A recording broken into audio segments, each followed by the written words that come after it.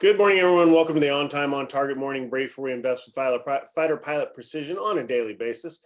Well, hopefully, excuse me, hopefully you got to hear some of the testimony yesterday on all the major news channels about the GameStop situation. We're going to peel that back today by taking a look about, what were kind of the big points that several of the players had in the situation. Then ultimately at the end, did things work out like they're supposed to work out as far as an open market? Winners and losers, right?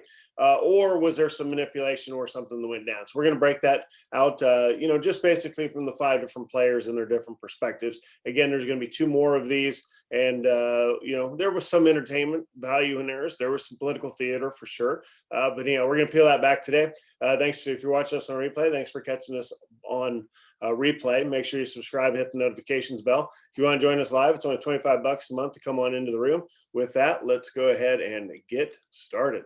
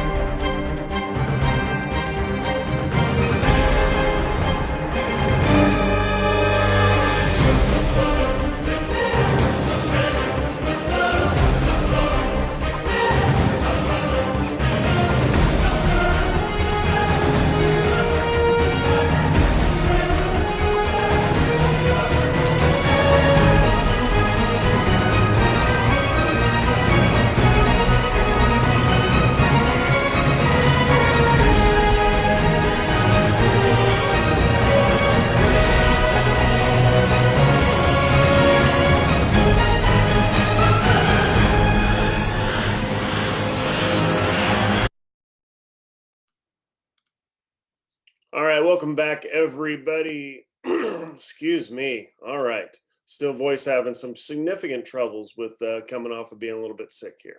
All right, there's our morning lineup card for February 19th this morning, day 100 million of the Texas freeze out, if you will. So hopefully we're back above freezing today, and then the cleanup bins. So it will be fun to see what is damaged after everything thaws out and all of the water has to figure out, where to go from there. So make sure you have your chat window set up and your Q&A window set up as well. This is standard disclaimer applies. This is a financial education presentation. You have to do your own due diligence before acting upon anything you hear in this presentation. Full disclaimer information is available at ototnow.com. All right, our mission objectives, as always, grow our money, protect our money, and live off our money. Today, we're going to talk about the GameStop review of the testimony, right? So where did everybody come out on this? Well, first of all, I think the number one thing is, they weren't really asking the right questions. So if these have been big finance people asking the questions, the questioning would have been a little bit different. They would have asked Mr. Gill, Roaring Kitty, he's the Reddit guy.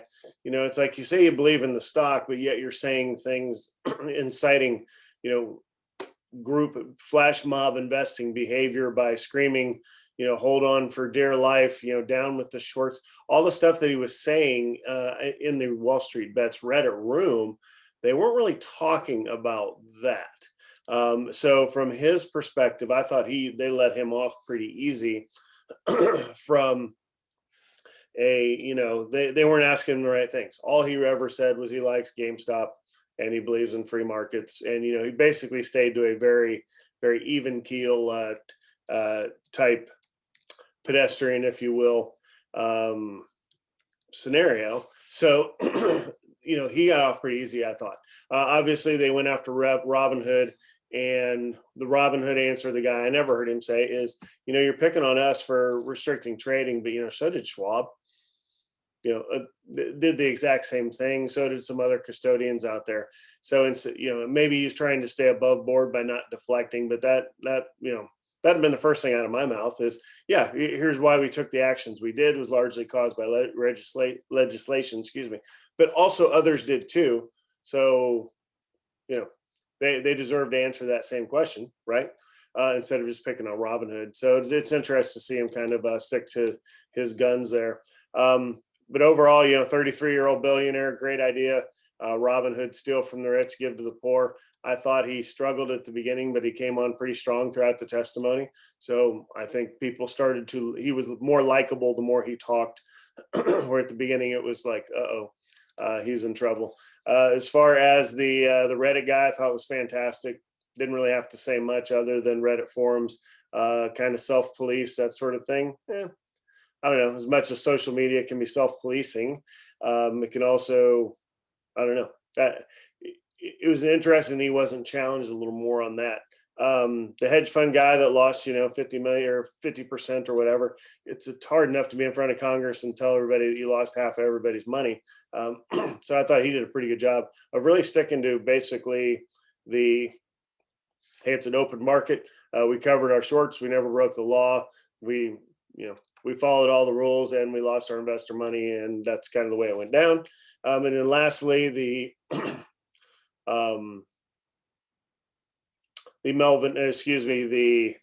Ken Griffin, billionaire Ken Griffin, as far as Citadel's responsibility and all this for the order flow. I think that really kind of hijacked the testimony because people don't really understand that, even though that was not the issue. That's been going on. That's fine. I don't really consider that the issue myself, but that's where the testimony kind of kept going, was people wanted to know more about that because they think that that's wrong. But you definitely saw some other agendas being out there. You saw the financial transaction tax agenda float up for a while. So think about, so I guess at the higher level was this a problem? And if so, if Congress thinks it's a problem, well, guess what? They only have, they have a hammer, which is called legislation. So everything to them is a nail. So the only way to solve this is through legislation if they are the ones to solve it. And if that's the case, you're going to get more legislation. So what could some legislation look like? Well, you could have a tax put on financial transactions. That would be interesting. From a long-term investing perspective, I'm primarily a buy and hold, buy best of breed, hold as long as you can, get paid, defer taxes till the out years, that sort of thing, which I think is what you would see more along a professional investing type mentality anyway. So it really wouldn't affect me a tremendous amount. I do think it would knock down some of the trading. But trading, hey, we do a little bit of it in here. I do some of it on my own. Not much, not enough to where some tax would really affect my ability to do that. If an opportunity presents itself, you swing the bat. If it doesn't, you don't. But from a smaller account perspective, if you were looking at a penny a transaction or something, or some percentage, you could end up somehow hurting the retail investor, right?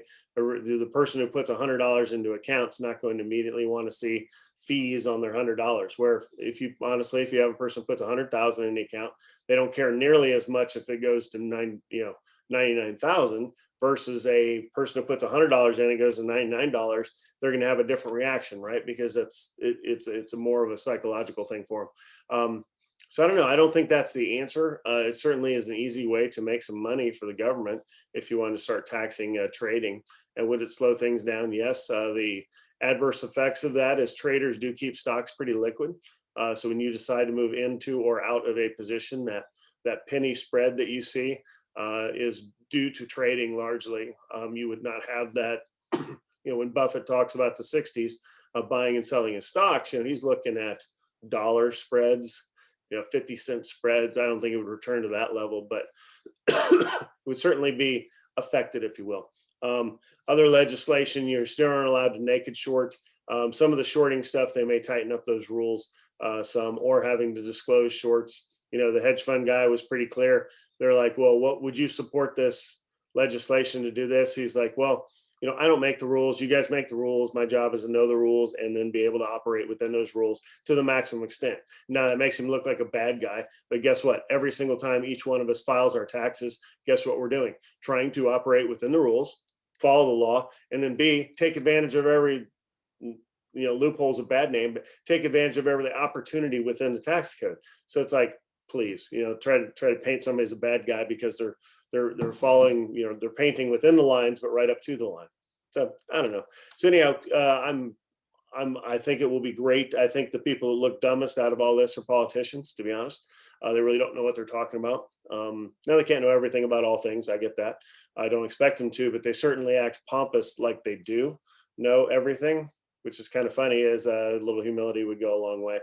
But all right, back to today. Flow is standard, contingency is standard, academic resources are standard. The question of the day will be, what's a pump and dump scheme? So we'll get back to that here in a little bit. All right, let's take a look at where we are as a market. Gasp, down day yesterday. First and forever, phone started ringing off the hook. Like, what's going on with the market? It's like, okay, well, let's take a look at this chart. Nothing, right? Nothing is going on in the market. This is called noise. See how there's a distinct lack of red really recently? Yeah, if the market is in the green today, but even if it was 1% in the red, that does not signify anything other than the normal motion of the ocean. So that's why most people need to see this chart on a daily basis to breathe. Okay, so there was the sell-off at the beginning of yesterday, causing all the concern. It did happen to come back, and then of course the futures are in the green this morning. All right, a few names in play this morning. Clickstream's back up against penny stock, lucking back up to 740 or so. So looking good. Volatility, though, we talked about this a couple days ago. Volatility is still kind of down. So that so far the volatility trade has not panned out. All right, let's take a look at the CNBC here. I'll refresh this real quick.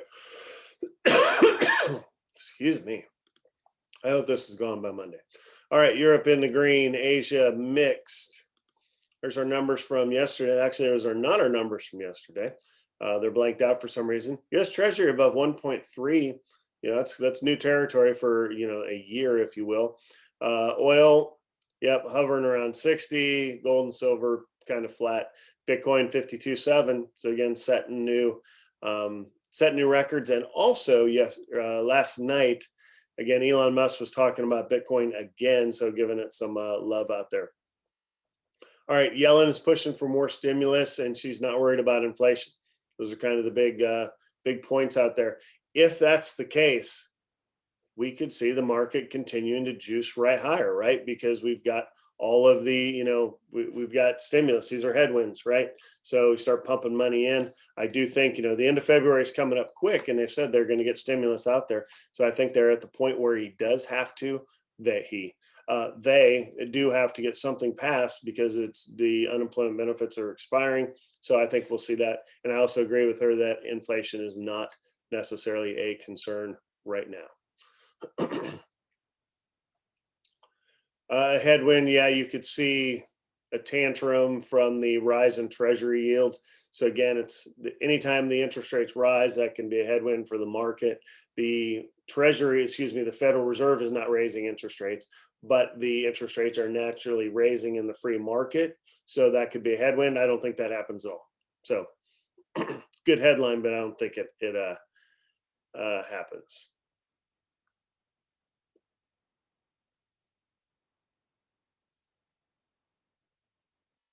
Okay. Yeah, funny story about it. Excuse me, Ted Cruz taking his family to Mexico during the snowstorm.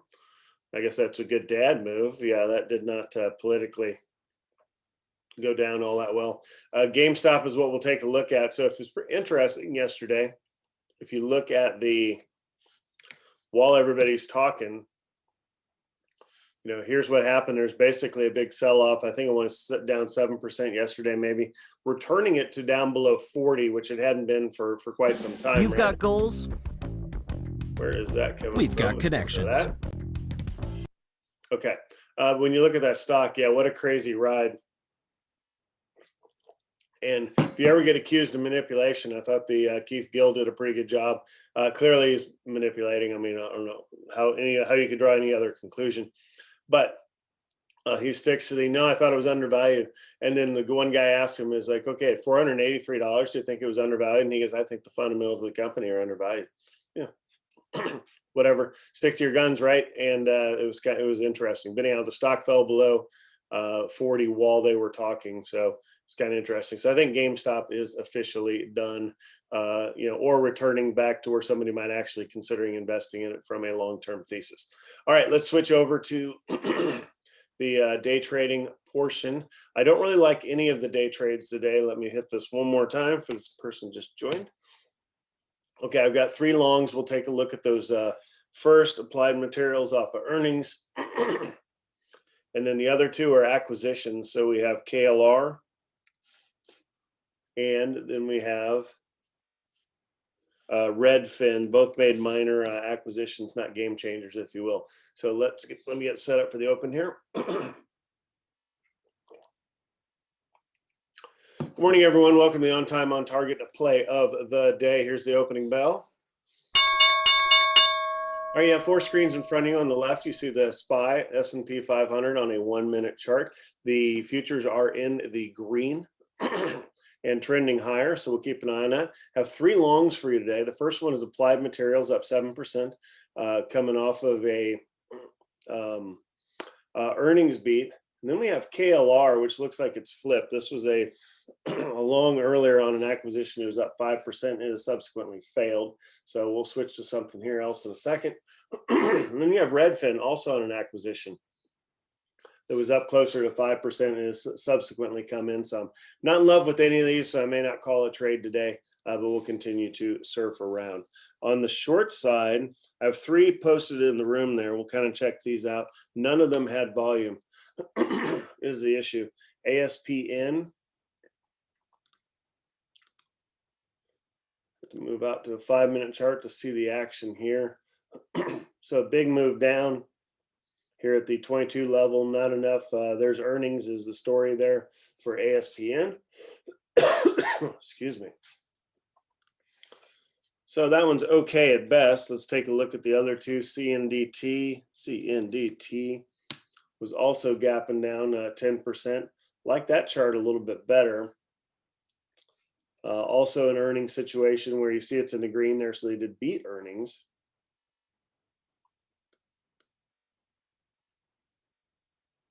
So again, this would be a short. The high of the day is already set. So really to get in here with a 5-cent stop, you would need it to back up to around 5.35 or so. So it's kind of already gone. Hard to watch there. The AMAT long looks like it's setting up, but I'm not interested in taking AMT long, especially with these big red moves in the overall market there. All right, and the last one, RXT, Rackspace. This one's kind of interesting. All right, so it's sold off pretty hard, down at the 11% point. It does have plenty of volume into it.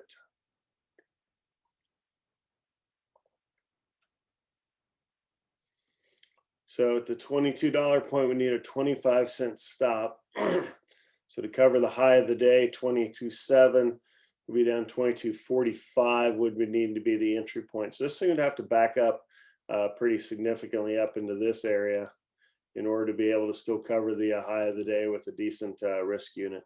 So don't really see that it's going to do that, and I don't really see a headline out there that supports it. Alrighty, Redfin's really not moving. Let's look at another few longs. AMN Health Services gapping up off of earnings. Not a lot of volume. EVBG, let's see what that does. Everbridge, 18%, kind of already gone. Too far.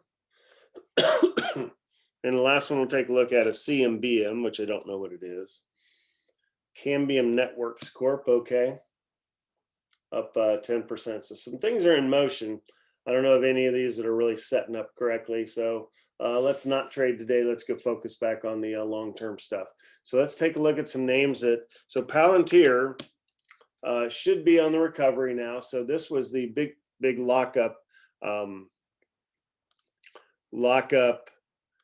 expiration. So whenever you have a direct listing like Palantir was, sometimes there's a lockup, sometimes there isn't. So with this one, there was a lockup. period. So do I think this marks the low? I do. I do think you're going to see the stock jump and start to recover now that people aren't concerned that, all the mass selling should have taken place yesterday on a, decently high volume, if you will. Look at that, 21 million shares in the first few minutes of the market. So you can still buy it here if you don't have enough. Most of you have enough. If you're with me, I've tended to load it up on it over time. Also, Luckin Coffee has recovered. Again, up to 770 yesterday. I think it could run up to 770 today or the next couple of market days. So again, it's another name that has kind of bottomed and now is on its way to recovery. All right, let's take a look around the rest of the market. There's Palantir we already talked about. There's Luckin we've already talked about. Workhorse up today. Nikola, GBTC. Let's pull a chart on that since many of you are in it. So again, the recommendation, this was around, I don't remember our exact entry point. Bitcoin was around 31,000 when we entered. So really 31 up to 52, you're looking at a 66% gain in, how long am I going to talk about this? 2 or 3 weeks. So pretty good move. Again, this is not something you sell out of and take profits. It's you hold. So, as far as if you think of in relating it to gold, generally you can have up to 10% in gold in your portfolio. That's traditional portfolio numbers. I don't have that nearly that much because I don't like gold myself. But as far as Bitcoin, I think having a piece in your portfolio until we see where all of this happens to end up. And I did have a side conversation yesterday I thought was kind of funny of when you watch the financial hearings and some of the questions they were asking, which kind of actually the level of your question shows how much you do or don't understand about financial markets, did kind of give some credence to maybe we do need to be into Bitcoin as a world currency because of politicians are not, they just don't have the background in finance to understand what they're doing with a currency. So interesting. It certainly did not inspire confidence in governments. And again, of course, here in Texas with everybody getting overly dramatic, not overly dramatic, everybody being concerned, whether it's rightful or not, about the power grid and all the causes of the problems. The kind of theory on that is that gives more theory to Bitcoin of let professionals handle things instead of governments. So, interesting, if you will, but certainly Bitcoin on the move higher. DraftKings up. Qclean, that's an ETF for clean energy. That has sold off lately, mostly this week with the big power grid issues. So a little bit of negativity, not worried about it long term. All right, a couple names in the red, not that many. Twilio, minus 3%. It had a huge move up the other day, so not worried. There's your volatility. Let's take a look at that real quick and see where it's at. So again, I've been using the 16 level as the buy below 16. You see it's kind of flirted with the 16 level every day since we were in, which was back here. So if it gets down to 15, we'll add more.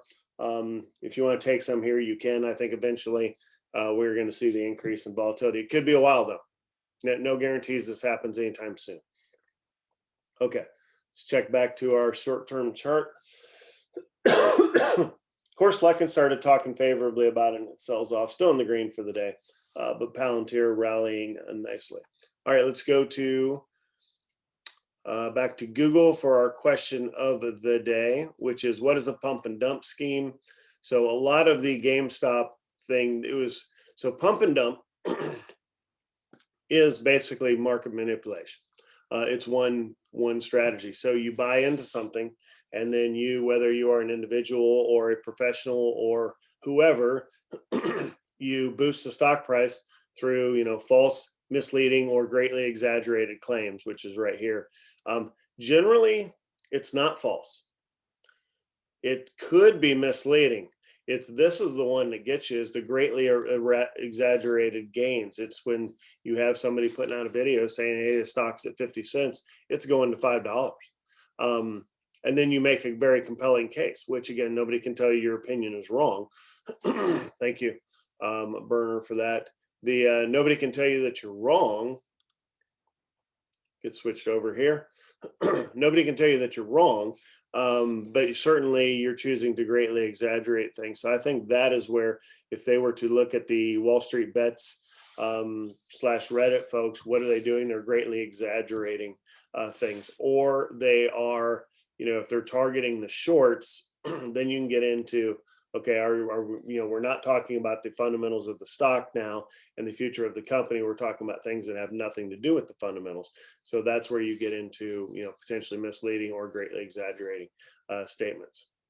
So it's very difficult to prove, because somebody can claim this thing's going to go up 10x. That's their opinion. So basically, the burden of proof is again on the SEC that you are inciting a pump and dump claim. So you buy the stock at 50 cents, you say that it's going to $5, it goes up to $4, you decide to sell, you have successfully executed a pump and dump scheme.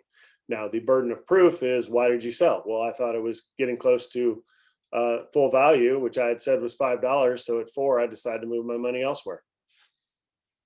Where's the burden of proof, right? The burden of proof is the SEC. They're telling me what? I can't change my mind. I can't accept $4 since I've made 8x my money, even though I said it was going up 10x. So anyhow, it's notoriously hard to prove. But I will tell you that if you subscribe to a newsletter, largely that's what you're seeing is the newsletters. They're retail investors. They are not licensed advisors. There is no they're not giving you advice, and they say that very clearly. Even Motley Fool is not licensed anything. You have people flying airplanes that aren't licensed pilots. That's what you have here. But they put stuff out, and then if they they buy the stock themselves and take advantage of that, then that's good on them, right? So when you think of newsletters, they make money through subscriptions. They also make money of pushing stocks that, again, as soon as they send it out to everybody, that information kind of hits everybody at the same time.